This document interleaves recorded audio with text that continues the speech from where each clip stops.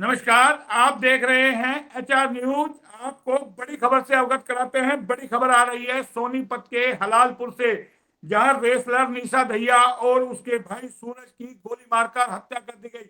पूरा मामला है बुधवार का। बुधवार को भी जब वो एकेडमी में गई तो वहां कोच ने उसके साथ छेड़छाड़ की और ये पूरा मामला भी छेड़छाड़ से जुड़ा हुआ है।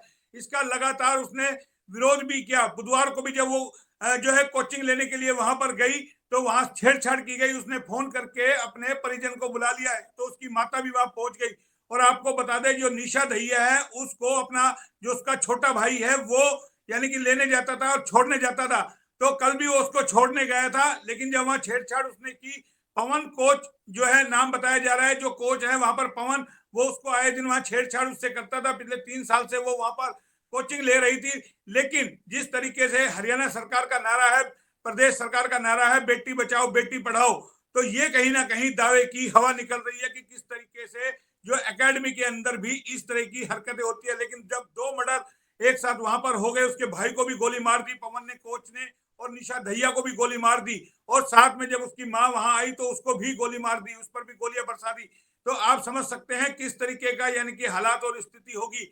जैसे ही इस बात की सूचना सोनीपत पुलिस को लगी तो सोनीपत पुलिस भी मौके पर पहुंची, और गांव वालों को जैसे इस खबर की जानकारी मिली, गांव वालों का आक्रोश भड़क गया और उन्होंने भी जो है पुलिस के सामने ही एकेडमी को तोड़फोड़ कर दी। और वहां से वारदात को अंजाम देने के बाद पवन वहां से फरार हो गया।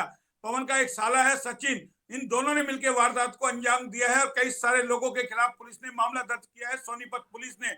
लेकिन आपको बता दें, जो निशा दहिया और सूरज हैं, उनके पापा यानी कि इनके पिता फौज के अंदर है, देश सेवा में लगे हुए, वो भी आज आ गए हैं। और पुलिस ने बकायदा जो भगोड़ा आरोपी है पवन, जिसपे आरोप है, जो वहां वारदात को अंजाम देने के बाद वहां से भग गया फायरिंग करके, उस पर 1 लाख रुपए का इनाम रखा है। लेकिन ग्रामीणों ने पंचायत करके 5 लाख के इनाम की बात की और 24 घंटे में पकड़ने का अल्टीमेटम बकायदा दिया है पुलिस को कि 24 घंटे में इस आरोपी को पकड़ा जाए। गांव में जबरदस्त तनाव और आक्रोश है।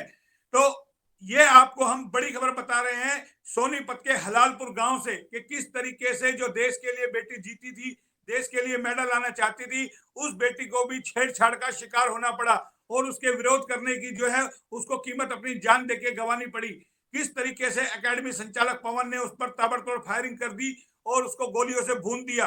तो ये हम आपको दिखा रहे हैं। साथ में उसके भाई की भी हत्या कर दी। विरोध करना कितना महंगा पड़ा, यानी कि एक पूरे परिवार को, यानी कि उसकी मां पर भी फायरिंग कर दी। उसकी मां की भी हालत गंभीर बनी हुई है, हॉस्पिटल में है, रोहतक के पीजीआई में।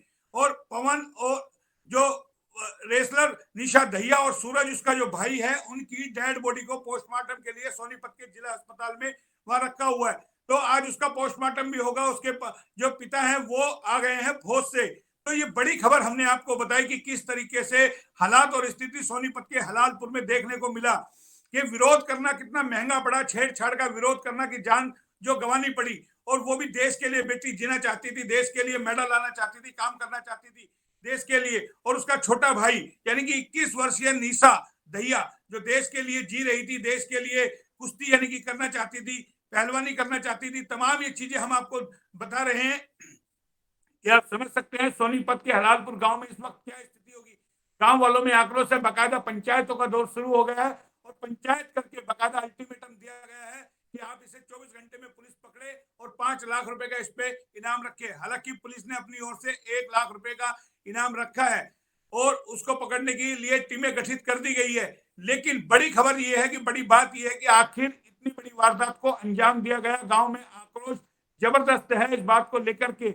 और आपको बता दें, जहां हलालपुर है ये पवन की ससुराल भी है, यही पवन का ससुराल है और वही वारदात को अंजाम दिया गया है। और पवन आए दिन इससे छेड़छाड़ करता था। इसी बात को लेकर के मामला जुड़ा है, जो चीजें सामने निकल करके आई है। निशा के साथ छेड़छाड़ करता था। बुधवार को भी इसने छेड़छाड़ की और उसका विरोध जब किया तो निशा ने अपने घर फोन कर दिया। उसकी माँ जब आई, छेड़छाड़ जब दोनों पे उसने गोली चला दी। जब उसने फोन किया तो इससे बौखला गया पवन की, इसने अपने घर क्यों फोन कर दिया और वहीं वारदात को अंजाम दे दिया। जब उसकी माँ आई तो उसकी माँ पर भी गोलियां बरसा दी। तो आप समझ सकते हैं किस तरीके की हालात और प्रदेश की स्थिति है, कि आखिर लोग किस तरीके से बेवकूफ है। ये पूरी खबर हमने आपको दी। आगे भी इसका जो अपडेट होगा आपको देते रहेंगे। फिलहाल इतना ही, फिर आएंगे किसी नई खबर पे। तब तक के लिए नमस्कार।